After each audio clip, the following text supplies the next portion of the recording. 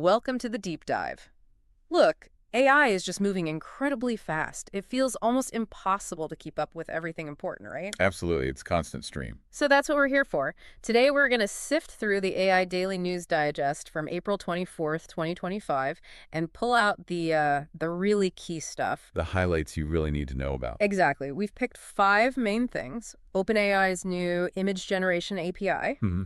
the latest on their O3 and O4 mini models. Okay. Meta's got a new perception language model. Oh, interesting. Then there's the latest on AI supercomputer scaling. Always a big topic.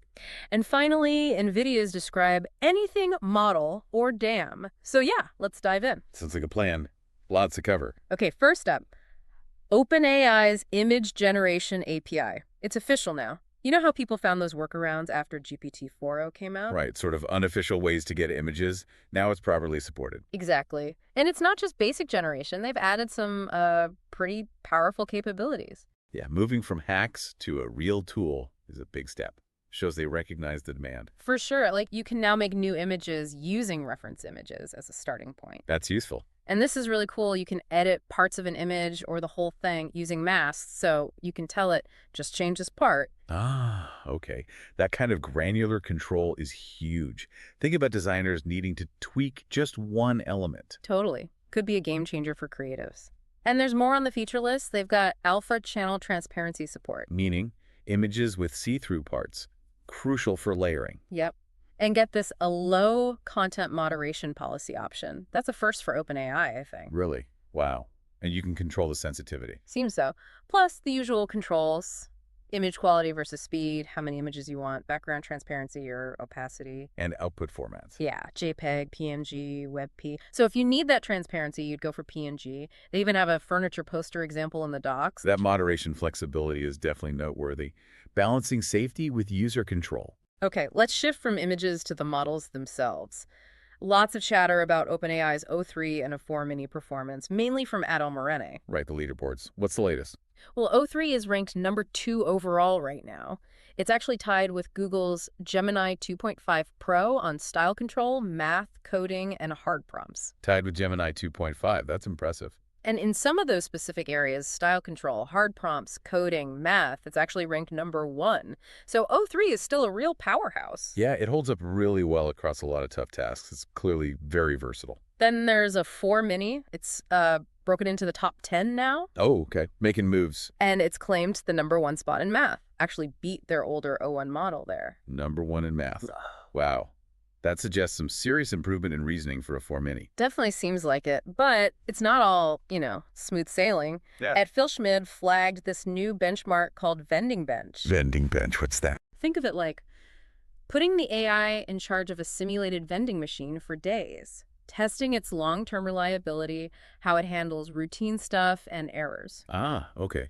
More of an endurance test, not just short prompts. Exactly. And what they're finding is that even top models can have, significant performance variance, even catastrophic failures on these extended tasks. That's a really important point.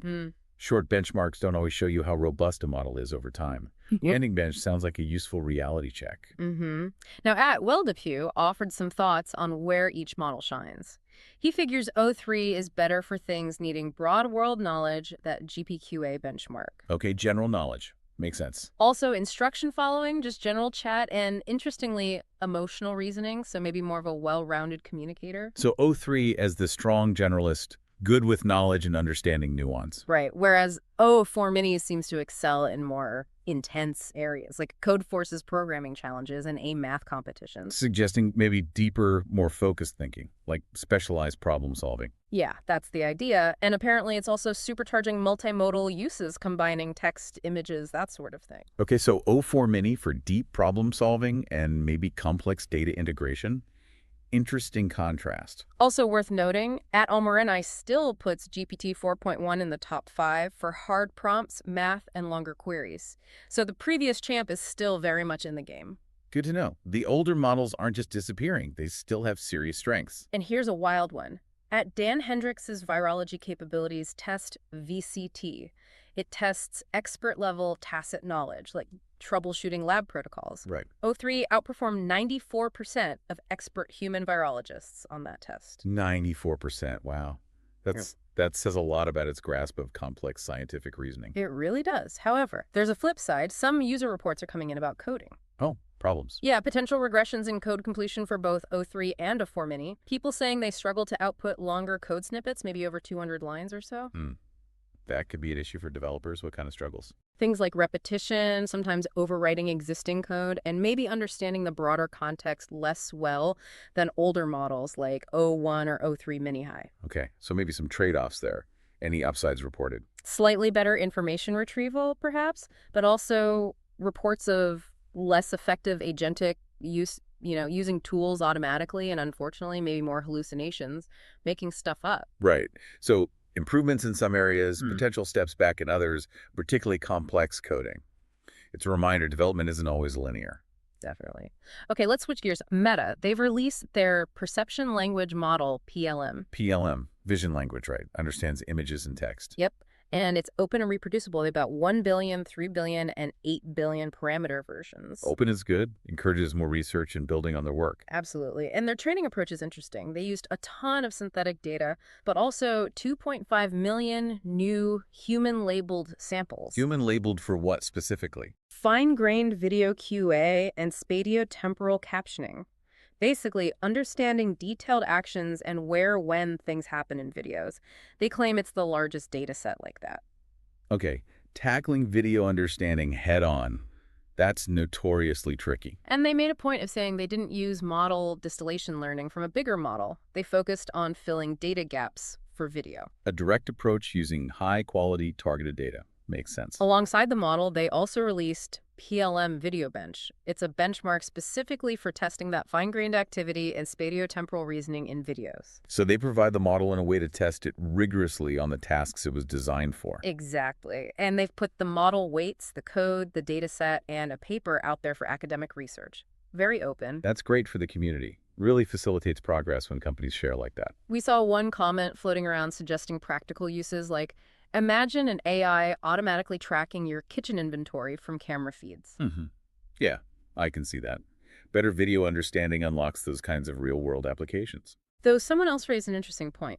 Meta emphasizes data quality, but they trained PLM on like 40 trillion tokens of mostly synthetic data. Right. That tension between massive scale synthetic data and curated high-quality real or human-labeled data is a big debate in AI right now. What's the right mix? Exactly. And another angle, someone linked this to robotics, mentioned the Lee Robot project.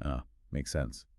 Better visual understanding, especially spatial reasoning in video, is fundamental for more capable robots. Definitely seems like progress here could really push robotics forward. Agreed. The ability for robots to perceive and understand dynamic scenes is crucial. Okay, next up, scale.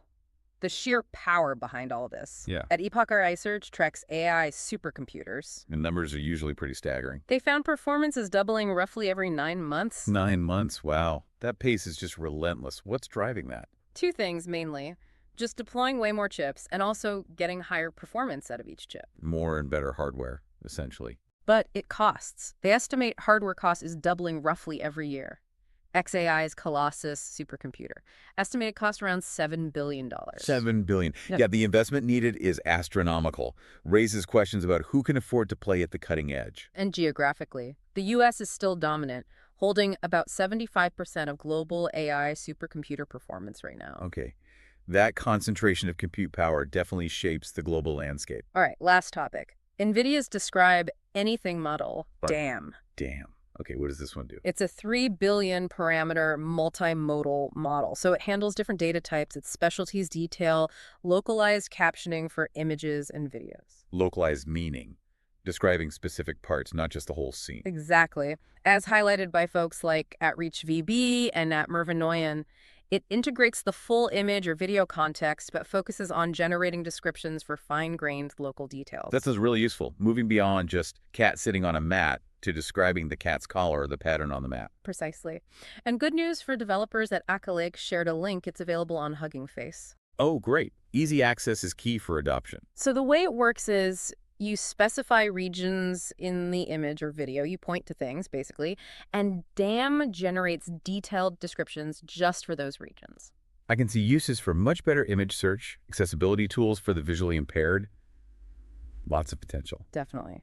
So, wrapping up this dive into the April 24th news, quite a lot happening. For sure. OpenAI's Image API going official with strong features. The ongoing story of O3 and O4 Mini powerful, but with some nuances like those coding regressions. Meta pushing video understanding forward with the Open PLM model and dataset. The incredible accelerating scale and cost of AI supercomputers. NVIDIA offering more granular visual description with DAM. Its progress on multiple fronts, generation, understanding, infrastructure. Yeah, it really covers the spectrum, the models, the data, the hardware, the specific applications like image editing or description. And it highlights that dynamic. Mhm. Models getting better overall, but maybe with trade-offs in specific skills. It's not always a straight lineup. Absolutely. And it really makes you think all these separate advancements, better image gen, better video understanding, more nuanced language models, more raw power. How do they start to converge? What happens when you combine these improving pieces in new ways? Exactly. What kinds of applications become possible that maybe we aren't even quite imagining yet when you put DAM's localized description together with O4 Mini's reasoning and run it all on next-gen hardware? That's the exciting and maybe slightly daunting question, isn't it? Yeah. How these threads weave together in the near future. Definitely something to keep watching. That's all for this deep dive. Until next time.